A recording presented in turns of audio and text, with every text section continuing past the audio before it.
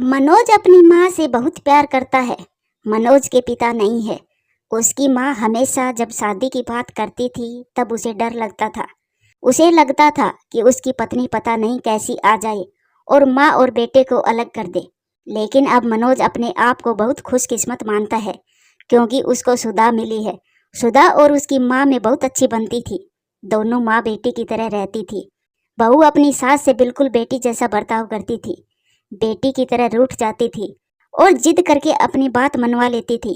मनोज इकलौता लड़का है। मनोज के पिताजी नहीं है। मनोज की आर्थिक स्थिति इतनी अच्छी नहीं है, लेकिन घर में शांति और प्यार होने के कारण वह मेहनत करके अच्छे से अपना घर चला रहा है। बहू और सास की इस जोड़ी की चर्चा अब मोहल्ले और रिश्तेदारी में भी होने लगी है। इनकी मिसाल दी जाने लगी है, लेकिन मनोज को नहीं पता था कि ऐसा कुछ होने वाला है। शायद दुनिया वालों की नज़र लग गई थी सास और बहू की इस जोड़ी को। एक शाम अचानक मनोज की माँ मनोज को जोर से चिल्लाकर कमरे से बाहर बुलाती है। मनोज आता है और पूछता है, क्या हुआ माँ, क्यों चिल्ला रही हो? मनोज की माँ बोलती है कि तेरी पत्नी को समझा ले, अब बस बहुत हो गया। मैं इतने दिन चुप रही लेकिन अब मुझसे नहीं होता। वो हर बात में मुझसे जिद करती है। इतने में बहू भी कमरे से आकर माँ से पूछती है, क्या हुआ माँ जी, आप क्यों परेशान है? माँ कहती है, तू चुप कर, मुझे तुझसे बात नहीं करनी है। बहू कहती है, क्या हुआ, मुझसे कुछ गलती हुई है क्या? माँ बोलती है, तू अपना यह नाटक बंद कर और मुझे अब तेरे साथ नहीं रहना। माँ कहती है, बेटा तू मुझे गांव छोड़ा। मनोज बोलता है, वहाँ कौन है और वहाँ क्या करोगी? माँ कहती है, वहाँ मेरा भाई है और मैं मजदूरी कर लूंगी, लेकिन अब इसके साथ नहीं रहूंगी। मुझे बची हुई जिंदगी वहीं गुजारनी है। बहू बोलती है, माँ जी आप कैसी बातें कर रही हैं? हमारे होते हुए हमसे कुछ गलती हो गई तो बताइए। माँ बोलती है, तू तो मुझसे बात ही मत कर। तेरी माँ मैं नहीं हूँ, तेरी माँ वो है जिसने तुझे जन्म दिया है, पर तुझे कुछ सिखा नहीं पाई। बहू को थोड़ा बुरा लगा। माँ जी आप कुछ भी बोल रही हैं, आपकी तबीयत ठीक है? बेटा बोलता है, माँ तुम आराम करो, हम शाम को बात करेंगे। माँ एकदम जिद पर अड़ जाती है, मुझे अभी गांव छोड़कर आ, अब मुझे यहाँ नहीं रहना। मनोज और उसकी पत्नी को कुछ समझ नहीं आता, लेकिन माँ जिद पर अड़ी रहती है तो मनोज को उसकी बात माननी पड़ती है और उन्हें गांव छोड़कर आना पड़ता है। घर आकर फिर वो अपनी पत्नी से बात करता है और उससे पूछता है कि तुमने उन्हें कुछ कहा क्या जो माँ जी इतनी बिगड़ गई?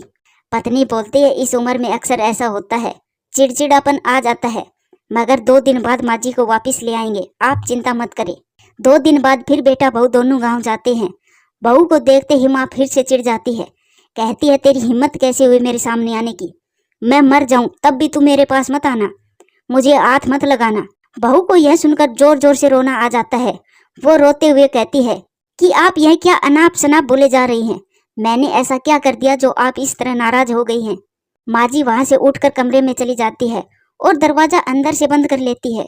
मामा जी भी उन्हें समझाते हैं लेकिन वो नहीं मानती। बेटा और बहू वापस अपने घर आ जाते हैं।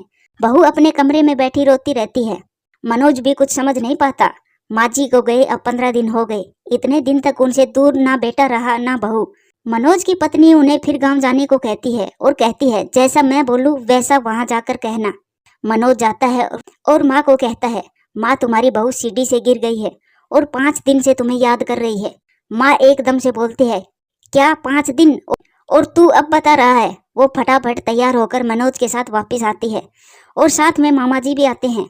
माँ घर पहुंचकर जोर से पुकारते हुए दरवाजे से आती है, बहू बहू, और बहू कमरे में जाकर बिस्तर पर सोई बहू के गले लग जाती है और रोने लगती है। बहू भी माँ जी से मिलकर रोती है और फिर बहू कहती है, जब आप इतना प्यार करती हैं तो वहाँ क्यों बैठी है? माँ जी कहती है, तुमने झूठ बोलकर मुझे बुलाया।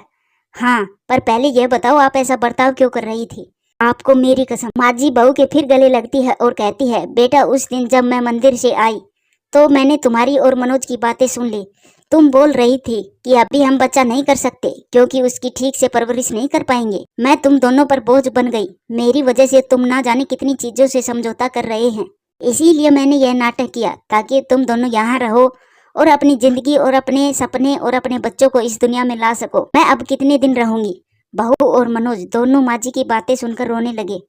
बहू बोलती है, अगर आप दोबारा ऐसा करेगी तो हम कभी भी अपना बच्चा नहीं करेंगे। मनोज कहता है, माँ अब तुम भी यहीं रहोगी और दादी भी बनोगी, हम साथ रहेंगे तो सब अच्छा होगा। फिर माँ जी वहीं अपने बेटे और बहू के साथ रहने लगती है। मनोज और सुधा उनका ख्याल रखते हैं। धीरे धीरे मनोज के काम में तरक्की हो रही है। अब माँ जी की दादी बनने की तमन्ना भी जल्द पूरी हो जाएगी। प्रेम हो तो सब मुश्किलों का हल निकाला जा सकता है। आपको यह कहानी कैसी लगी हमें कमेंट्स कर जरूर बताइए। आपका धन्यवाद। कनिका की शादी को 8 साल हो गए थे, लेकिन उनके आंगन में अभी तक कोई किलकारी नहीं गूंजी थी।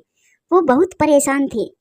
उसने शहर के बड़े बड़े डॉक्टर को दिखा दिया, पर कोई फायदा नहीं हुआ।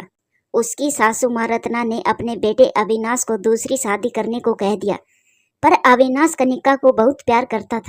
वो 8 साल का बंधन कैसे एक झटके में तोड़ देता। उसने रत्ना से कहा, माँ चाहे कुछ भी हो जाए, मैं कनिका को नहीं छोड़ सकता। अब इकलौते बेटे की जिद के आगे वो क्या कहती, चुप रहने में ही भलाई समझी। अविनाश ने कनिका से कहा, क्यों ना हम किसी अनाथ बच्चे को गोद ले, उस अनाथ की जिंदगी भी संवर जाएगी और हमको संतान सुख भी मिल जाएगा।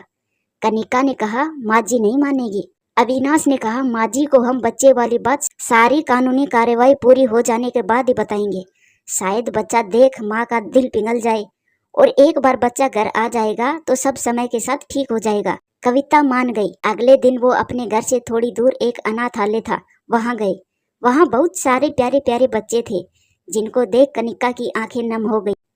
उसने कहा, अविनाश कैसा है ना, कितने बच्चे हैं यहाँ, कितने भोले मासूम। एक वो लोग हैं जिन्होंने इनको छोड़ दिया। भगवान ने उनको औलाद दी, पर उन्होंने कदर नहीं की।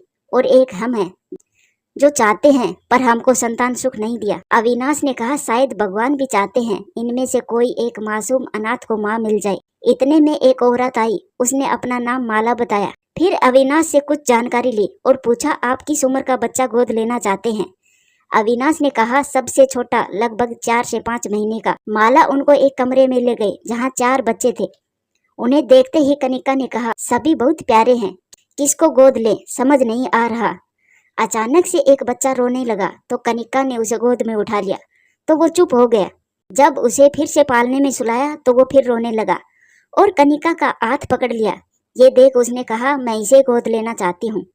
इसकी आंखों में कितनी चमक है, चेहरे पर कितना तेज है, पता नहीं कौन बदनसीब है इसे यहाँ छोड़ गया। ये सुन माला ने कहा, आप लड़की गोद लेना चाहती है क्या। अविनाश कनिका की तरफ देखने लगा तो उसने कहा, मुझे माँ बनना है, लड़की लड़का मुझे फर्क नहीं पड़ता। माला ने कहा, अधिकतर लोग लड़की सुन गोद नहीं लेते, क्योंकि लड़की पराया धन होती है, शादी भी करना पड़ती है और अच्छी परवरिश भी। कनिका ने कहा, मैं इसे अच्छे संस्कार दूंगी, अच्छे घर में शादी करूंगी, अपनी परी को खूब प्यार दूंगी। कुछ दिनों में सारी कानूनी कार्रवाई पूरी हो गई। वो दोनों परी को अनाथ आश्रम से घर ले आए।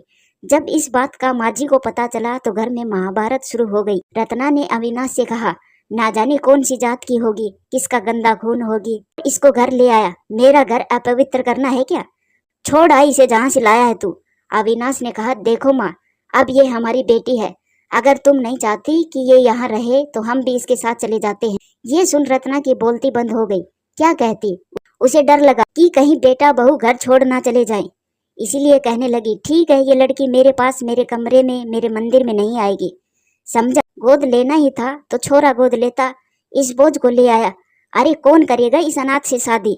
इतना कह मुंह बनाकर वो अपने कमरे में चली गई। कनिका चाहती थी कि ये बात ज्यादा किसी को ना पता चले। उन्होंने गोद ली है लड़की, पर रत्ना जो उसे मिलने आता उनके सामने गाना गाना शुरू कर देती, मेरे बेटे का दिमाग खराब हो गया जो इस छोरी को गोद ले लिया। धीरे धीरे ये बात पूरे मोहल्ले और समाज में फैल गई।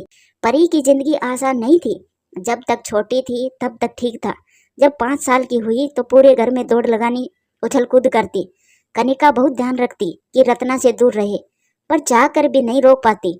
रत्ना उसे देखते ही भगा देती। एक दिन परी रत्ना के पास गई और दादी दादी कहकर उनका हाथ पकड़ लिया तो रत्ना ने उसे गुस्से में जोर से धक्का दे दिया और कहा, अछूत कहीं की, जा यहाँ से।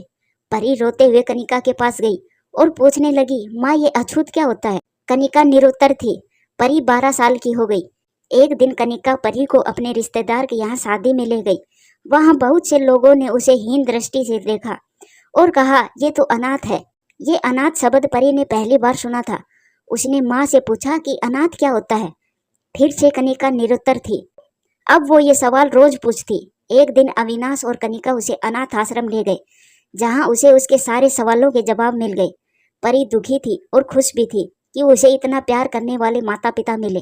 उसके बाद अब परी को अनाथ शब्द सुन बुरा नहीं लगता। समय बीतता गया और परी 23 साल की हो गई।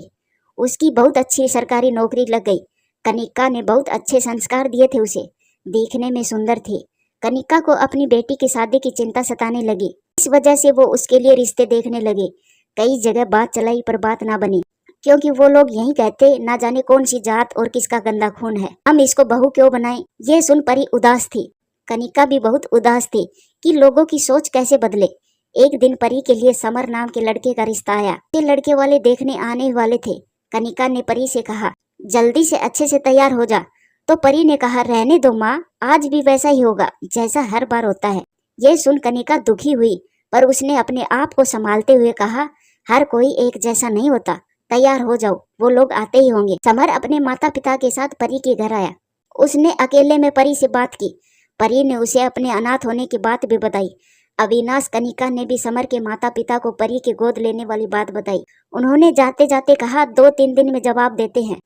कनिका को लगा ये भी ना ही कहेंगे। समर की माँ खुले विचारों वाली थी और समर भी।